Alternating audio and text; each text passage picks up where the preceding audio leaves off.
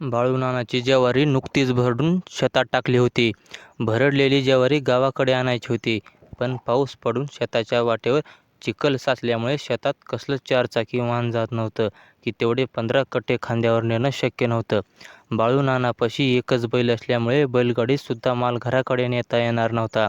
त्यामुळे बाळूनानाने ताडपत्री झाकून शेतातच ज्वारीचे कट्टे ठेवले होते आणि याचाच फायदा घेऊन दोघेजण ज्वारी चोरण्यासाठी शेतात आले होते.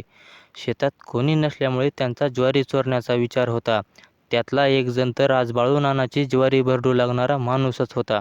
त्यामुळे त्याला भरडलेली ज्वारी कुठे आहे आणि ती ज्वारी चोरून घेऊन जाण्याची वाट कुठे आहे हे त्याला माहीत होते. त्या दोन माणसाची सावली ज्वारीच्या पोत्याकडे सरसावत होती आणि त्या दोघा माणसाकडे झाडाला बांधलेला सोन्या बैल कावऱ्या-बावऱ्या नजरेने बघत होता.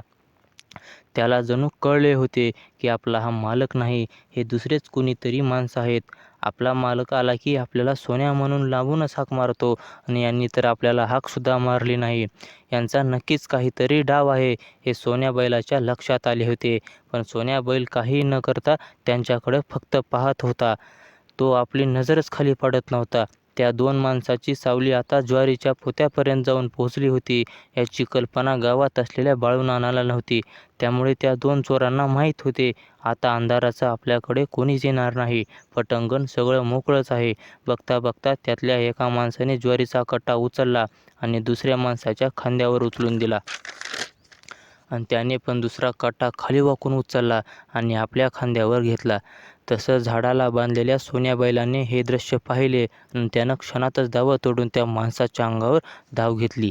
सोन्या बैलाने पोतं घेतलेल्या एका माणसाला जोरात जाऊन धडक दिली. तसा तो माणूस सोन्याच्या धडकीसरशी लांब जाऊन पडला. तसंच लगेच दुसऱ्या माणसाला पण सोन्या बैलाने जोरदार धडक दिली.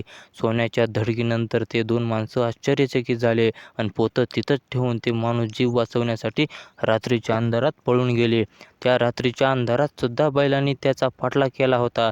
ते दोघे पळतील तिथवर सोन्या बैलाने त्यांना ताणले होते. ते दोघे वाट बघत नव्हते की काटाकुटा बघत नव्हते. बैल आपल्या मागे लागला ह्या भीतीने ते बेफाम पळत होते.